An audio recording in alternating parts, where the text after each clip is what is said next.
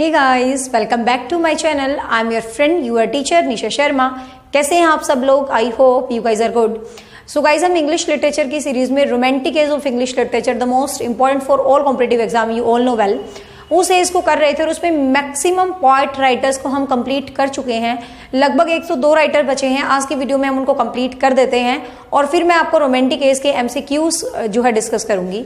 So let get started. It's most important video for English literature student, चाहे वो किसी भी एग्जाम को दे रहे हैं। DT+P TGT है, PGT है, PRT है, सॉरी नॉट PRT, PGT है, KVS PGT है, या फिर किसी भी स्टेट का जो टीचर इंग्लिश का होता है वो एग्जाम है, या पंजाब के लिए वट एवर कोई भी एग्जाम है। आपको पता है नाम टाइटल कुछ भी रख दो बट कंटेंट सेम होता है, ठीक है। So let get started about William black. तो विलियम ब्लैक कुछ भी आप इसको कहिए, मेजर कुछ इसको रोमांटिक एरा की ओपनिंग में काउंट कर लेते हैं। तो कुछ, क्योंकि आपको पता है रोमांटिक एरा 1978 में स्टार्ट हो गया था, तो इनके कुछ वर्क तो रोमांटिक एरा की तरफ चले जाते हैं और कुछ इसको एनलाइटमेंट एज में भी रख देते हैं इस पोएट को। जो एनलाइटमेंट एज थी, जो एज ऑफ चेंजेस थी, जो ट्रांजिशन एज थी, जिसमें क्लासिज्म से लेके रोमांटिसिज्म की तरफ आया था, तो उस बीच जो राइटर्स हैं कई बार इसको उसमें भी हम स्टैंड कर देते हैं, ठीक है। सो विलियम ब्लैक का जो लाइफ स्पैन था 1757 से 1827, 1757 से 1827 is the life span of William black. तो ये विलियम ब्लैक का लाइफ स्पैन था, ठीक है गाइस। अब देखिए, अब विलियम ब्लैक का लाइफ स्पैन तो सबको याद रखना ही है क्योंकि इंपॉर्टेंट है। इसके लिए ये फेमस थे, अनग्रेवर थे। This is the most important point, just right, jot it down कि ये अनग्रेवर थे। अनग्रेवर का मतलब क्या होता है? अनग्रेव, ग्रेव करना क्या होता है? किसी चीज को, जैसे कि बुक्स होती थी, जैसे मान लो कोई भी आप किताब ले लो, ठीक है, मान लो जैसे ये बुक है, ठीक है, ये बुक है, मान लो ये बुक है, कोई भी किताब है, तो इस बुक के ऊपर ये मेरा जैसे कवर पेज है किताब का, तो हम इसको ऐसे ना, जैसे कॉपर कलर का मैंने इस पे कवर करता था ये, और कुछ खोद के कॉपर से ऐसे खोद के, जैसे है ना, जैसे ब्रेल लिपि होती है, ऐसे हाथ लगाते हैं ना, जैसे ये अक्षर है, यूं बाहर मान ले बाहर निकले हूं, ऐसे हाथ लगाते हैं तो हमें टच होते हैं। It's called engraving. तो ये चीज क्या कहलाती थी? ये अनग्रेव कहलाती थी। मतलब समझ गए ना आप, जैसे कि किसी भी टाइप से ये चीज है, इसके ऊपर ऐसे ऐसे ऐसे ऐसे कुछ बना दी, मतलब कलाकारी आप कह सकते हो, आर्टिस्टिक जो चीज थी। तो ये बहुत बार आता है, ये इमिनेट करता था, किताबों को डेकोरेट करता था, कवर पेज को सजाता था, अनग्रेव करता था। Most important, he was engraver. तो याद रखना, क्वेश्चन आ जाता है अनग्रेवर कौन था, तो विलियम ब्लैक। और विलियम ब्लैक के बारे में कहा जाता है कि स्पिरिचुअल विजन रखते थे, स्पिरिचुअल विजन रखने वाले राइटर थे। स्पिरिचुअल विजन का मतलब क्या है? ये बहुत ज्यादा आध्यात्मिक थे। कभी तो ये कहता था कि God is a cruel being things, God ने क्रिएट किया है क्रूअलिटी को, ये वो, लेकिन इनके व्यूज बदल गए थे। कई बार ये कहते थे मुझे मेरी विंडो में भी गॉड दिखाई दे रहे हैं। मतलब स्पिरिचुअल विजन रखते थे। कहा जाता था कि इनको भगवान दिखते थे, मतलब ऐसा कहते थे, ये पता नहीं सच था या नहीं। और ये कहते थे marriage is kind of slavery, marriage को ये पसंद नहीं करते थे। कहता है you just live in relationship, मतलब जो आजकल ट्रेंड चल रहा है सुशांत और रिया चक्रवर्ती वाला, जो लिव इन रिलेशनशिप, ठीक है।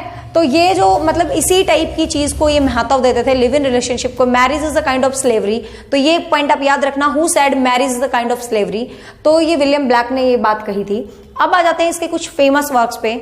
और गाइज मान के चलिए विलियम ब्लैक बहुत इंपॉर्टेंट है, इसके एग्जाम में वर्क काफी इंपॉर्टेंटली पूछे जाते हैं। तो फर्स्ट फेमस पोइटिकल स्केचेस, इतना ठीक है, जस्ट आपको ध्यान रखना है, poetical sketches a work by William black. अब इसका जो मेजर वर्क है जहां से इनको पॉपुलैरिटी मिली और ये बहुत फेमस हो जाते हैं, ये इनकी पोइट्री के कलेक्शन होते हैं, song of innocence and song of experience. ध्यान से सुनना, ये दो अलग अलग पोएम थी। सॉन्ग ऑफ इनोसेंस पोएम नहीं थी, एंथ्रोलॉजी थी, मतलब पोएम्स का कलेक्शन थी। One is song of innocence and second is song of experience. Song of innocence and song of experience, what I want to say, these are two different poem collection. Song of Innocence is different and Song of Experience is different, but why I write them combinedly, मैंने इनको combine करके क्यों लिखा है? Reason is that they published jointly. सबसे पहले Song of Innocence publish होती है और इसके अंदर कुछ poems publish होती हैं, ठीक है। कुछ साल के बाद Song of Experience, लेकिन ध्यान से समझना, जो सॉन्ग ऑफ एक्सपीरियंस पब्लिश की गई, इसको इंडिविजुअल पब्लिश नहीं किया गया, इसको सॉन्ग ऑफ इनोसेंस के साथ मर्ज करके ही पब्लिश किया गया। और डेट्स वाई ये जो पोएम इकट्ठी ही लिखने लगे हम। बट आपसे अलग अलग पूछ लिया जाए तो song of innocence published in 1789 and song of experience published in 1794। Got it? 1789 and 1794। तो ये ध्यान रखना, और ज्वाइंटली पब्लिश्ड हुई थी। ये दोनों कॉन्ट्राडरी, जो ह्यूमन का सोल होता है, जो कॉन्टेररी पॉइंट्स होते हैं ह्यूमन सोल्स के अंदर, जो बातें घूमती रहती हैं, वो सब लिखा था। सॉन्ग ऑफ इनोसेंस के अंदर 19 पोएम थी, just remember this point. Song of innocence के अंदर 19 पोएम थी और सॉन्ग ऑफ एक्सपीरियंस के अंदर 26 पोएम थी। ठीक है, सॉन्ग ऑफ इनोसेंस के अंदर 19 पोएम थी और सॉन्ग ऑफ एक्सपीरियंस के अंदर 26 पोएम्स जो है ज्वाइंटली पब्लिश की गई थी। Just remember this point. Now we come with the major poems. अब आपको 19 या 26 सारी थोड़ी ना याद करनी है, जो मेजर पोएम थी जहां जो एग्जाम्स में पूछी जाती हैं। फेमस पोएम है सबसे पहले सॉन्ग ऑफ इनोसेंस की, मतलब सॉन्ग ऑफ इनोसेंस जो कलेक्शन था उसकी पहली फेमस पोएम थी लैम्प, जो बहुत फेमस नहीं थी, पहली पोएम। फिर ये पोएम है, स्टार लगा लो, बहुत बार पूछी जाती है, चिमनी स्वीपर। चिमनी स्वीपर ये चाइल्ड लेबर के ऊपर बेस्ड थी। चिमनी स्वीपर जो है चाइल्ड लेबर के ऊपर बेस्ड थी। ये इनकी कहा जाता है कि इनकी रियल लाइफ पे बेस्ड थी, ऐसा माना जाता है। विलियम ब्लैक के फादर ने जो है इनको बेच दिया था चिमनी के अंदर, तो ऐसा माना जाता है कि मतलब कहा जाता है कि इसके फादर अच्छे नहीं थे, इसकी सिस्टर ने की मेंटली हालत ठीक नहीं थी, उसने अपनी मदर को किल कर दिया था। आई थिंक वॉल्टर स्कॉट का था या विलियम ब्लैक का, मेरे माइंड से स्किप हो गया। आई थिंक विलियम ब्लैक की ही थी ये पॉइंट कि इनकी जो सिस्टर थी वो थोड़ा मेंटली सही नहीं थी, उन्होंने अपनी मदर को भी किल कर दिया था, ऐसा कहा जाता है। मुझे कंफ्यूजन है वॉल्टर स्कॉट का था या विलियम ब्लैक का, आई थिंक तो इसी का था। ठीक है, पर इतना इंपॉर्टेंट नहीं एग्जाम के पॉइंट ऑफ व्यू से, सो स्किप कर देना, कोई ऐसा इस पे कमेंट्री करने की जरूरत नहीं है खास, ये तो वैसे ही पॉइंट था। तो आप याद रखना इसको कि चाइल्ड लेबर से रिलेटेड जो पोएम थी, तो चाइल्ड लेबर इसमें क्या होता है, 4-5 छोटे छोटे बच्चों को चिमनीज के अंदर सफाई करने के लिए, चिमनी पता है ना, फैक्ट्रीज में जो लंबी लंबी चिमनीज होती है, धुआं जाता, कितना ज्यादा सोफिकेटेड क्या हो सकता है उसके अंदर, कैन यू इमेजिन, और उनमें बच्चों को भेज दिया जाता था सफाई करने के लिए। तो उस चाइल्ड लेबर पर डिह्यूमनाइज्ड पावर कहते हैं कोई आती है और वो इन बच्चों को बचाती है इससे। तो काफी इंपॉर्टेंट पोएम है, बहुत बार एग्जाम्स में पूछी जाती है। ये पोएम है, ध्यान रखना, वर्क किसी और ने लिखा था। फिर है divine image. Divine image is also, just remember the name and title. Holy Thursday, Saint Paul cathedral जो चर्च थी उसमें जो थर्सडे को प्रेयर होती थी उसको डिस्क्राइब किया गया है इसके अंदर। उस टाइम की सोसाइटी पे एक कमेंट्री है इस टाइप से, तो होली थर्सडे। तो ये जो पोएम थी famous, chimney sweeper, child labour, lamp, divine image and Holy Thursday, these are the famous poem of song of innocence. ठीक है, ये सॉन्ग ऑफ इनोसेंस की फेमस जो है पोएम्स थी। अब आते हैं सॉन्ग ऑफ एक्सपीरियंस के ऊपर। मतलब ये पोएम तो सॉन्ग ऑफ इनोसेंस एंथ्रोलॉजी में थी और सॉन्ग ऑफ एक्सपीरियंस में थी tiger, poison tree. Poison tree काफी इंपॉर्टेंट है, याद रखना टाइटल। पॉइजन ट्री के अंदर इसने डार्कनेस, जो ह्यूमन सोसाइटी की डार्कनेस है, उन इश्यूज को उठाया है। फिर ह्यूमन एब्स्ट्रैक्ट, इसमें ह्यूमन मतलब इमेज सेम वही चीजें हैं। Human abstract, tiger and poison tree. Basically you just remember the title poison tree, जो कि विलियम ब्लैक से एस्टेट D+B वगैरह में टाइटल और कोट पूछे जाते हैं। कोटेशन अलग से लिखूंगी इसकी, कोट ही ज्यादा पूछी जाती है। This work is so much important. Marriage of heaven and hell. Marriage of heaven and hell, ये यहां पर आप विलियम ब्लैक का माइंड चेक करना। विलियम ब्लैक किस टाइप के पॉइंट हैं कि ये कहते हैं कि I don't believe in the positive sides of the words, कि जैसे हम कहते हैं यार मेरी जिंदगी में ना बस खुशी खुशी रहनी चाहिए। विलियम ब्लैक कहते हैं no, this is not the right way to live the life. ये जिंदगी को जीने का सही तरीका नहीं है। सपोज आपकी जिंदगी में खुशी खुशी है, तो मतलब आपको खुशी की खुशी क्या होगी? आपकी जिंदगी में कुछ तकलीफें हैं, कुछ गम है, उसके बाद आपको सक्सेस मिल रही है, आपको खुशी मिल रही है, तो विलियम ब्लैक कहता है you can feel that happiness at that time. Means both sides of life, बहुत contradictory side of life, opposite side of nature. जैसे लव है तो हेट भी होना चाहिए, इनका मानना है कि हेवन है तो हेल भी होना चाहिए। मीन्स ये हेल को लाइक करते हैं, ध्यान रखना, ये इस पोएम में हेल की तारीफ करते हैं, ना कि हेवन की। सब तो कहते हैं ना, जितनी भी आप इंग्लिश लिटरेचर पढ़ो, heaven is a heaven, heaven की तारीफ करते हैं। बट विलियम ब्लैक कहता है no, what is hell, what is heaven, heaven is nothing, hell is superior than heaven. तो ये क्वेश्चन पॉइंट याद रखने का है, ध्यान रखना। इसके अंदर एक बहुत फेमस कोट आपने बहुत बार पढ़ी होगी, Milton is without knowing in close to the devil party, जो पैराडाइज लॉस्ट है जॉन मिल्टन का। तो उसमें कहता है ना, ये कोटेशन बहुत बार आती है कि मिल्टन के लिए किसने बोला था कि without knowing he is the part of devil party, कि बिना पता चले मिल्टन जो है डेविल पार्टी का हिस्सा बन गया था। क्यों? क्योंकि सैटर्न को बहुत ज्यादा ग्लोरीफाई किया था पैराडाइज लॉस्ट में। तो ये जो कोट है इसी वर्क से रिलेटेड है और ये कोट विलियम ब्लैक ने बोली थी, काफी इंपॉर्टेंट है। और पैराडाइज लॉस्ट से मुझे याद आ गया गाइस, मैंने पैराडाइज लॉस्ट को बिल्कुल डिटेल में करवा रखा, 12 की 12 बुक्स। कहीं भी आपको इस तरीके से डिस्क्रिप्शन नहीं मिलेगी पैराडाइज लॉस्ट की कि उससे आने वाला कोई क्वेश्चन ना रहे। पूरा 12 बुक की डिटेल स्टडी मैंने करवा रखी है, आप मतलब इंग्लिश लिटरेचर की प्लेलिस्ट में देख सकते हैं। आई बटन में लिंक भी दे दूंगी मैं, ठीक है। नेक्स्ट है सॉन्ग ऑफ लिबर्टी, तो ये ध्यान रखना ये काफी इंपॉर्टेंट है। Marriage of heaven and hell, hello को अप्रिशिएट किया, कॉन्ट्राडिक्शन आइडियाज को अप्रिशिएट करता है कि लाइफ में, और ये फैक्ट भी है, मुझे लगता है कि अब जैसे मैंने फैन ऑफ कर रखा है वीडियोस बनाने के लिए, क्योंकि इस रूम में एक साथ 5 फैन चल पड़ते हैं और बहुत ज्यादा आवाज हो जाती है और वीडियोज में फिर साउंड आ जाती है बहुत ज्यादा। अब मुझे गर्मी लग रही है, अब मैं नीचे जाऊंगी तो ठंडी हवा इसी की मिलेगी, तभी तो मुझे आनंद आएगा, क्योंकि ऊपर गर्मी में मर के जा रही हूँ। मेरा मतलब सेम वही ब्लैक का कि लाइफ में दोनों चीजें होंगी तभी आप इंजॉय कर पाओगे उस चीज को। नेक्स्ट है सॉन्ग ऑफ लिबर्टी, नेक्स्ट है सॉन्ग ऑफ लिबर्टी, इसमें गॉड और डेविल्स उसी चीज को इसने जो है प्रेजेंट किया है। मिल्टन के ऊपर भी इसने पोएम लिखी है, मिल्टन टाइटल के नाम से 2 बुक्स है, 2 बुक में एक पोएम है। फिर इनका वर्क है Jerusalem, imagination of the great Albion, जो इंडस्ट्रियल रिवॉल्यूशन है, फ्रेंच रिवॉल्यूशन है, उस तरीके की चीजों को इसने इसमें डिस्क्राइब किया है जेरूसलम के अंदर, ठीक है। Jerusalem is also the work of William black. Annotation Bible, ये भी ध्यान रखना, एनोटेशंस ऑफ बाइबल, तो बाइबल्स के ऊपर एनोटेशंस भी लिखा है गाइस किसने, विलियम ब्लैक ने। इसके अलावा विलियम ब्लैक जाने जाते हैं कुछ फेमस कोटेशंस के लिए, उनको मैं ब्लैक बोर्ड पे लिखने की बजाय रीड कर देती हूँ। आई थिंक क्या फॉर्मेलिटी थोड़ी ना, पढ़ाने से मतलब होता है, कुछ फर्क नहीं पड़ता। कई बच्चों को लगता है यार ये क्या मैडम ने कॉपी उठा ली, बट मुझे लगता है पढ़ने वाले बच्चों के लिए चीज मैटर नहीं करती। अब मैं ब्लैक बोर्ड साफ करूंगी, इतनी सारी कोट लिखूंगी, इससे अच्छा मैं बोल देती हूँ जो विलियम ब्लैक हैं वो फेमस हैं अपनी कोट्स के लिए। सबसे पहले तो इनकी कोट आती है, सभी कोट आप सुन लीजिए ध्यान से, लिख लीजिएगा वीडियो को स्टॉप करके।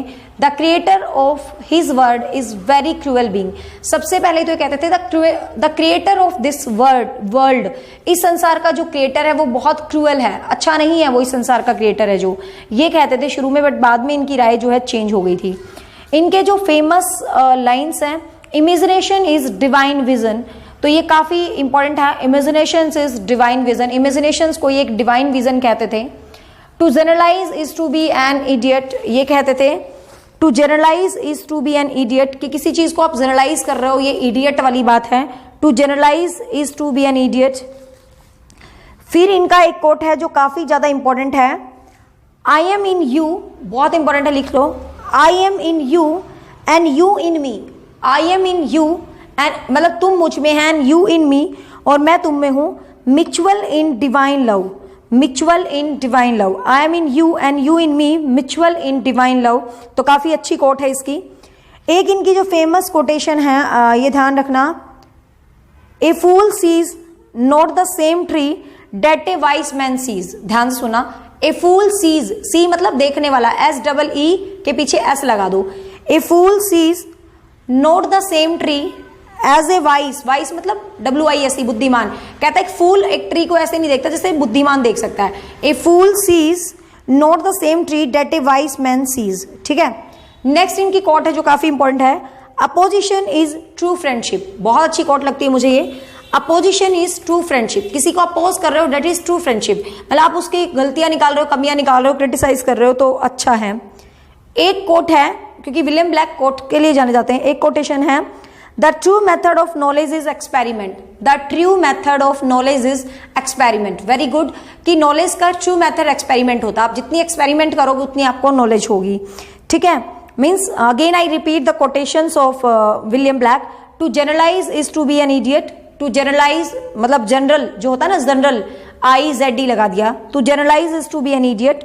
सेकेंड मेजर कोटेशन है, great things are done when man and mountains meet, बहुत अच्छी कोट है, देखो, ग्रेट थिंग्स आर डन, अच्छी चीजें की जाती हैं, when man and mountains meet, जब मैन और माउंटेन्स मिलते हैं, मतलब हाइट पे पहुंचते हो आप। अगली है, I am in you and you in me, mutual in divine love. Next है, a fool sees not the same tree that a wise man sees, opposition is true friendship, the true method of knowledge is experiment. So guys ये बहुत ज्यादा अच्छी जो है quotations हैं William black की, जो एग्जाम के पॉइंट ऑफ व्यू से काफी इंपॉर्टेंट है, ठीक है। तो ध्यान रखना, अब कुछ बच्चे कमेंट्री करेंगे, यार मैडम ऐसे बुक लेके बता दी, क्या फर्क पड़ता है, मुझे बताओ, बोर्ड पे लिखती मैं इरेज करती, तो फटाफट मैंने आपको बता दी। तो ये कुछ कोटेशंस आप विलियम ब्लैक से रिलेटेड याद रखना। चिल्ड्रन होली थर्सडे में इन्होंने चिल्ड्रन को रिवर से भी मतलब कंपेयर किया था, ठीक है ना, चिल्ड्रन को रिवर से कंपेयर किया था होली थर्सडे में, तो काफी इंपॉर्टेंट है, याद रख लेना। बाइबल्स के बारे में भी इन्होंने काफी बातें जो है बोली हैं। सॉन्ग ऑफ लिबर्टी भी काफी इंपॉर्टेंट है, ठीक है, song of liberty, Jerusalem, dark satanic mill.